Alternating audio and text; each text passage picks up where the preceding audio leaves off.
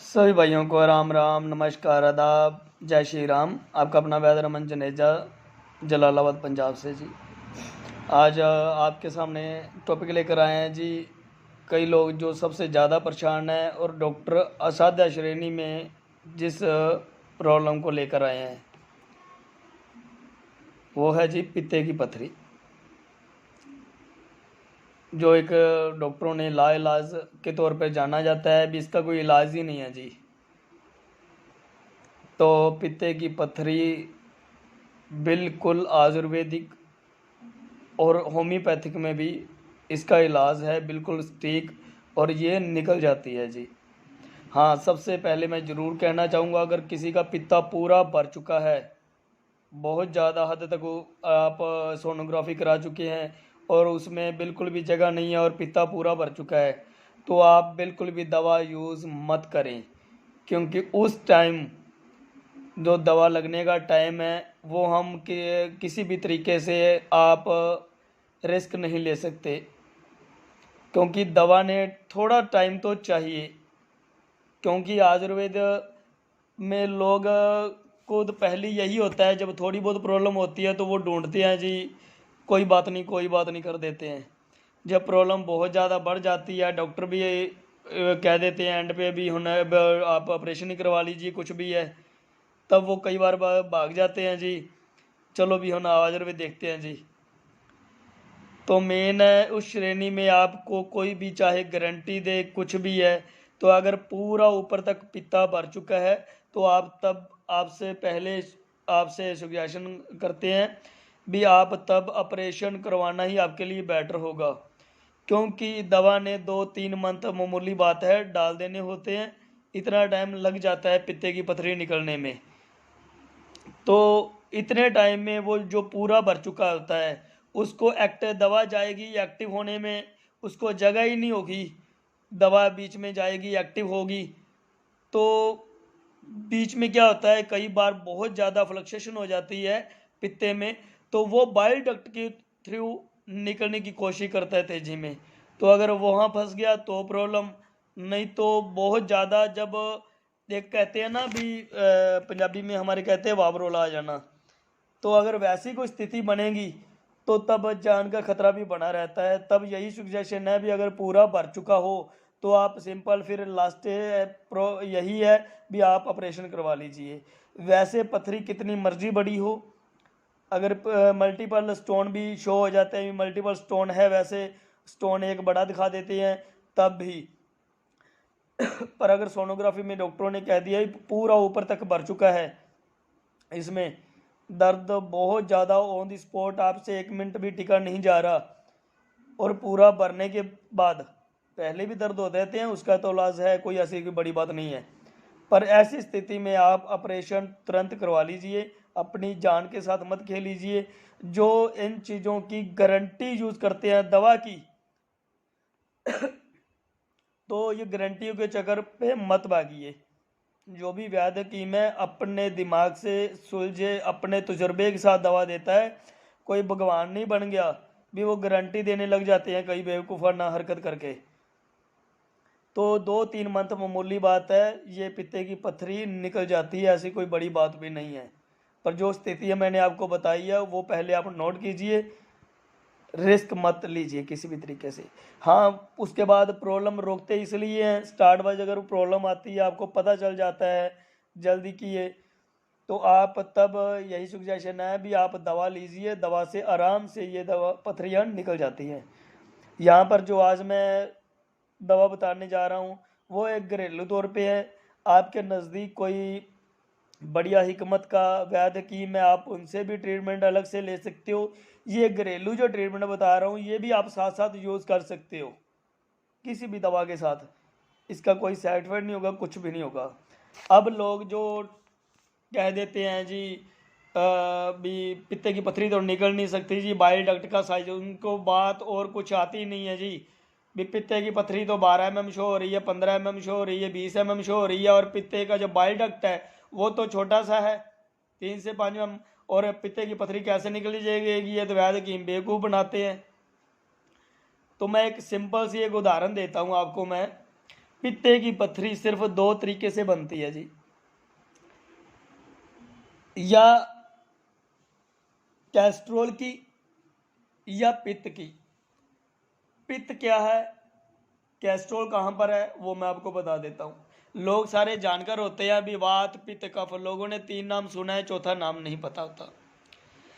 अब ध्यान से सुन लीजिए, रिपीट करके देख लीजिए, आपको समझ आ जाएगा। अगली भी वीडियो होया करेगी, आपको समझ आ जाएगा कि मैं क्या बोलना चाहता हूँ। मैं वात पित्त कफ, हमारी बॉडी ट्रायंगल पे काम करती है। जो कफ है वो आयुर्वेद दिमाग को कहा गया है।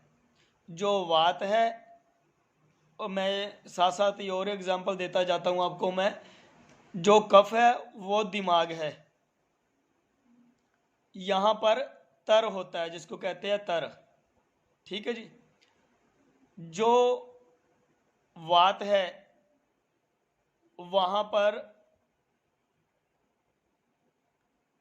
जो वात है वहाँ पर प्रोटीन है जिसको खुश्क कहा जाता है, खुश्क ठंडक।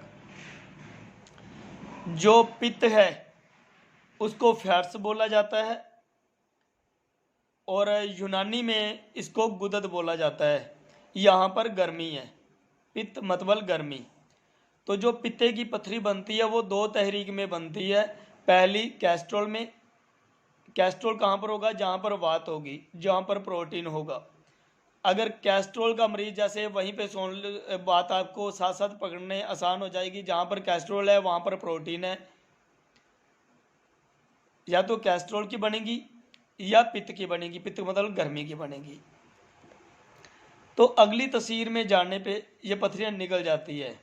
और कैसे निकाली जाती है, बात वही सवाल एक बार पिछला रह जाता है, भी निकलेगी कैसे। अगर बाइल डक्ट का साइज ही छोटा है, आपने देसी घी ले लीजिए और एक स्टील का बर्तन ले लीजिए। स्टील के बर्तन में आप घी डालिए पिघला हुआ, और नीचे बिल्कुल, और उसको फ्रिज में जमा दीजिए। पहले तो फ्रिज में जम जाने के बाद आप नीचे बिल्कुल बारीक सुई से सुराख कीजिए। क्या वो निकल पाएगा घी?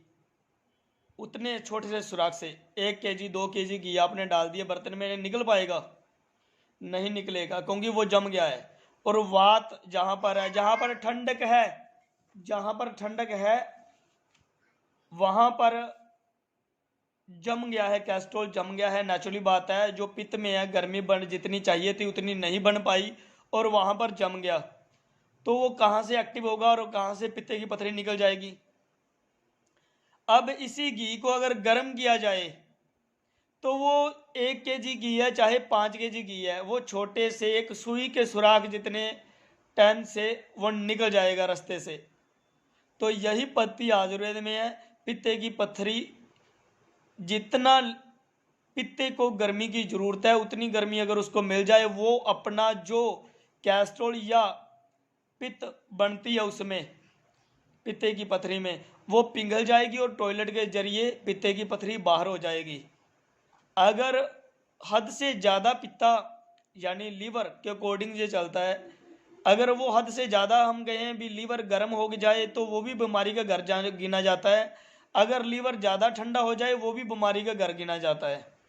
तो जितनी ज़रूरत लीवर को है उतनी मिल जाए और बाकी की गर्मी वो पित्ते के जरिए बाहर निकल जाए, तो कैस्ट्रोल की पथरी और यूरिक अपने पित्त की पथरी जो बनी होगी वो पित्ते के जरिए बाहर निकल जाती है जी। तो मैं यह छोटे से उदाहरण के साथ मैंने आपको बता दिया है।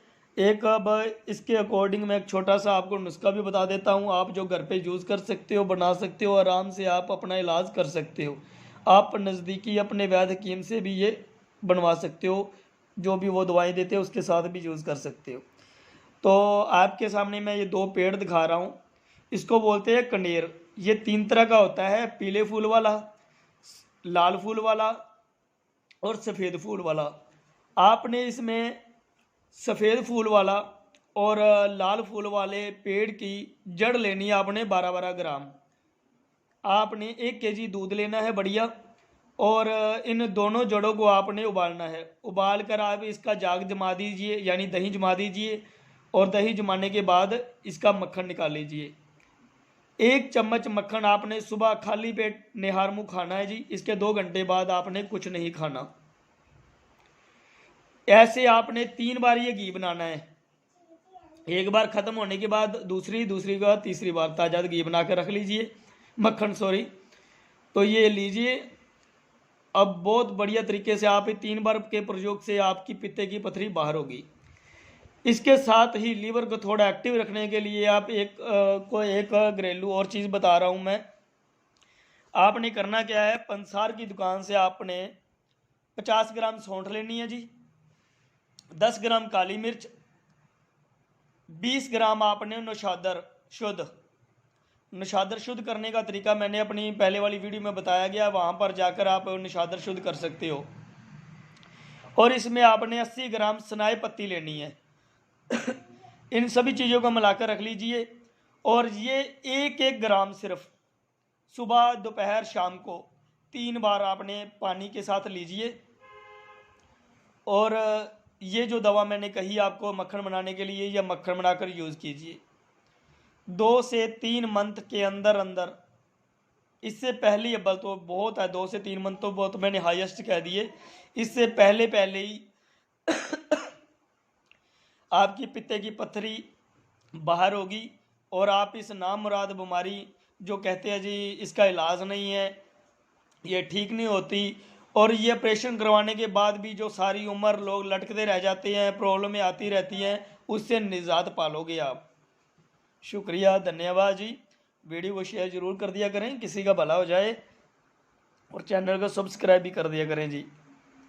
और ये दवा आप बनाकर यूज़ कीजिए, आपके बहुत फ़ायदेमंद होगी। शुक्रिया, धन्यवाद, जय श्री राम।